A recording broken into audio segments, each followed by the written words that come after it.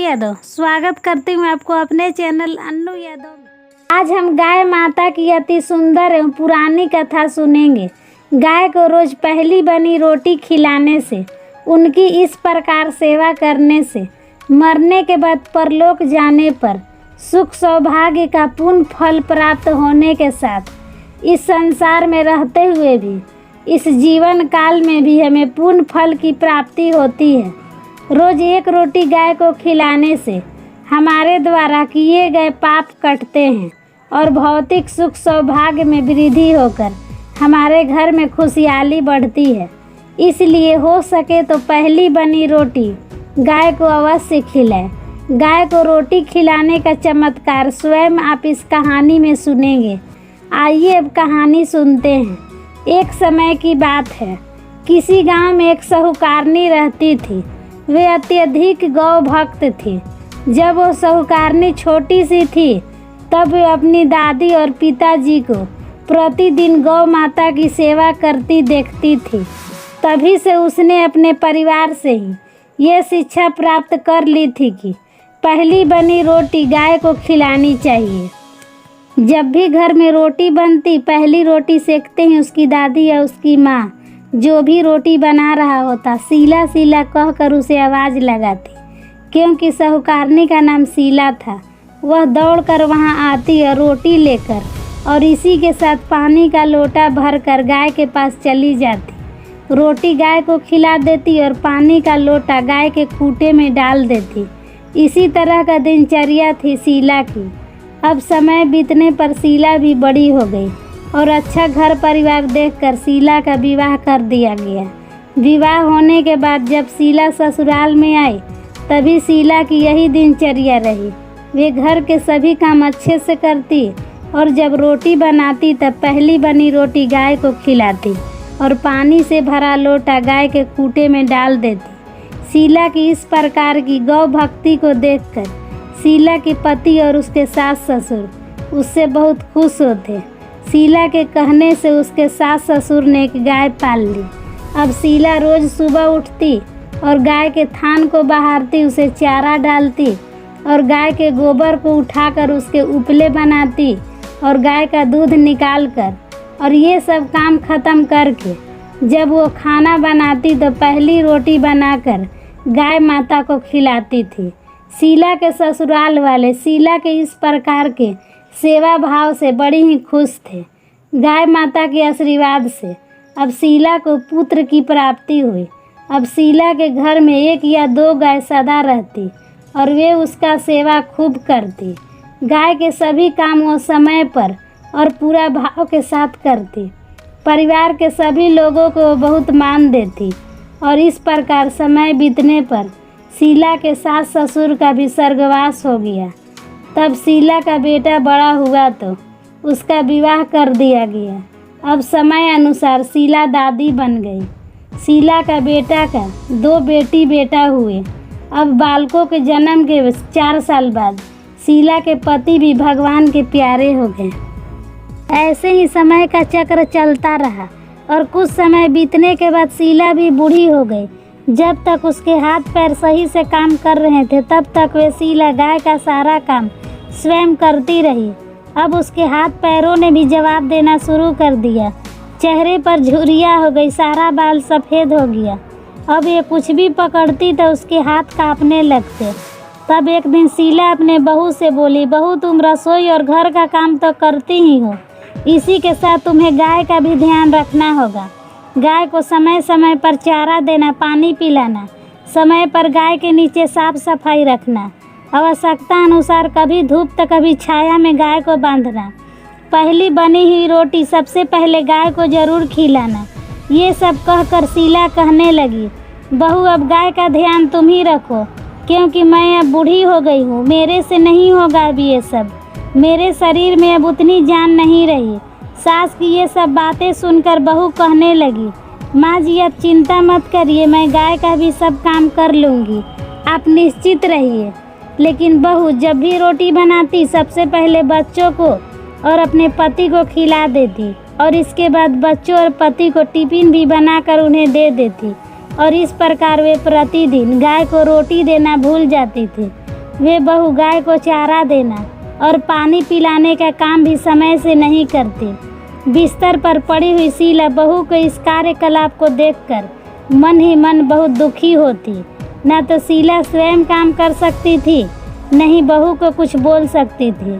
बस मन ही मन दुखी और उदास रहती और गाय माता से मन ही मन माफ़ी मांगते रहती। ऐसे ही समय बीतता चला गया। एक समय की बात है, सावन का महीना था। बारिश की झड़ी लग गई। खूब जोरदार बारिश होने लगी। लगातार 24 घंटे तक पानी बरसता रहा। गांव और नगर की सभी गलियों में घुटने तक पानी भर गया। तब नगर और गांव के सभी लोग अपने जान बचाने के लिए किसी ऊंचे स्थान पर जाने लगे। तब ये देखकर उस नगर के राजा ने ढिंढोरा पिटवा दिया। गांव और नगर के लोग अपने अपने पशुओं को लेकर, अपना कीमती सामान लेकर अपने परिवार के साथ ऊंची पहाड़ी पर पहुंच जाए। राजा का ये आदेश जब शीला के बेटे के कान में पड़ा तो उसने सबसे पहले अपने घर में बंधी हुई गाय की रस्सी खोल दी ताकि वे गाय किसी सुरक्षित स्थान पर जा सके।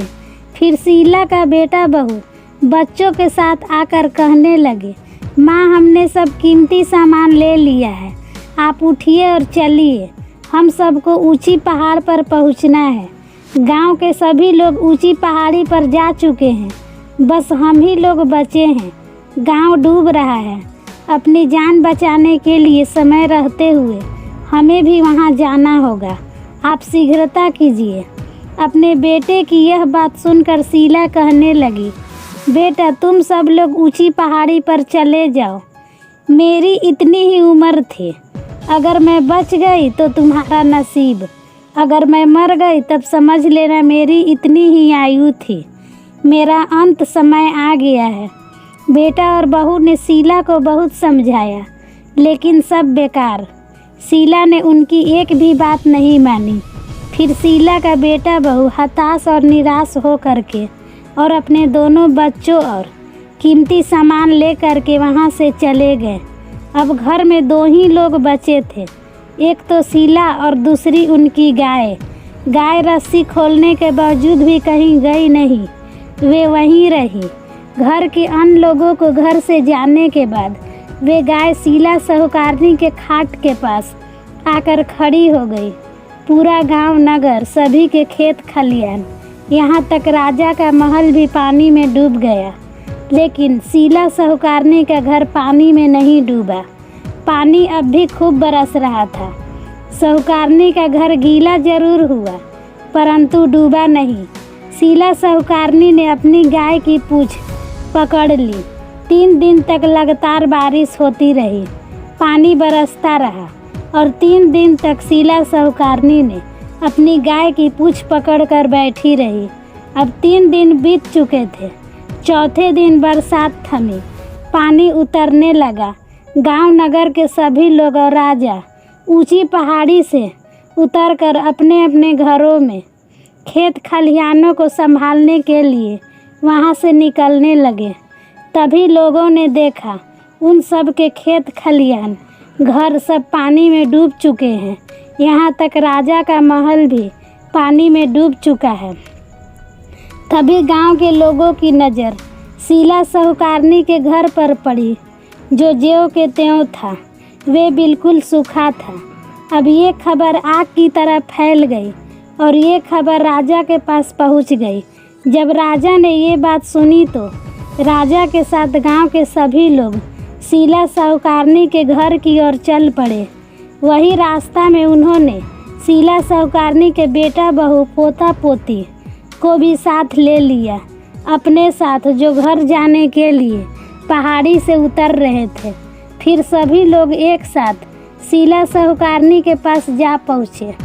शीला साहूकारनी को देखकर सभी लोग बहुत आश्चर्यचकित हुए, क्योंकि शीला साहूकारनी अभी भी गाय की पूंछ पकड़कर बैठी थी।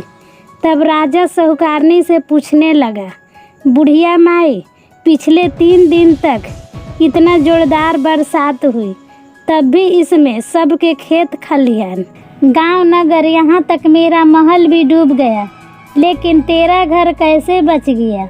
मैं यह जानने के लिए ही तेरे पास आया हूँ। तब साहूकारनी ने कहने लगी, राजा जी, मुझे और मेरे घर को तो गाय माता ने बचाया है। मैंने अपने पूरे जीवन भर गाय माता की सेवा की हूँ। मैंने पहली बनी रोटी गाय को खिलाई है, ये उसी पुण्य का फल है। यह सुनकर शीला साहूकारनी के बेटा बहू उसके पैरों में गिरकर उसे माफ़ी मांगने लगे। शीला साहूकारनी राजा से कहने लगी, राजा जी, सभी किए गए दान धर्मों का फल मरने के बाद मिलती है, लेकिन गाय की सेवा का फल मरने के बाद तो मिलता ही है, किंतु जीते जी भी गाय की सेवा करने का फल प्राप्त होता है। शीला साहूकारनी की यह बात सुनकर राजा प्रभावित हो गए। चमत्कार गाय की रोटी खिलाने का ये तो राजा का समक्ष ही था। राजा ने पूरे नगर में ऐलान करवा दिए कि पहली बनी रोटी सभी कोई अपने गाय को खिलाए। जिसके घर में गाय ना हो बाहर दूसरी गाय को खिलाए और गाय माता की सेवा करे। सब बोले, गाय माता की जय। हे मेरी गाय माता, जैसे अपनी बुढ़िया माई शीला साहूकारनी की रक्षा करी, वैसे ही इस कथा को कहने वाले, सुनने वाले और हुकारा भरने वाले की भी सदा रक्षा करना। सभी व्रत कथा के साथ गाय माता की भी कहानी अवश्य सुने, इससे पुण्य फल की प्राप्ति होती है। हो सके तो पहली बनी रोटी गाय को खिलाएं। जीते जी किया गया धर्म कर्म ही हमारे साथ जाता है, मरने पर यही काम आता है। सब बोले, गाय माता की जय। वीडियो अच्छी लगी हो तो चैनल को लाइक और सब्सक्राइब करना ना भूलें। वीडियो देखने के लिए धन्यवाद देती हूँ। खुश रहिए, मस्त रहिए, आपका दिन शुभ हो।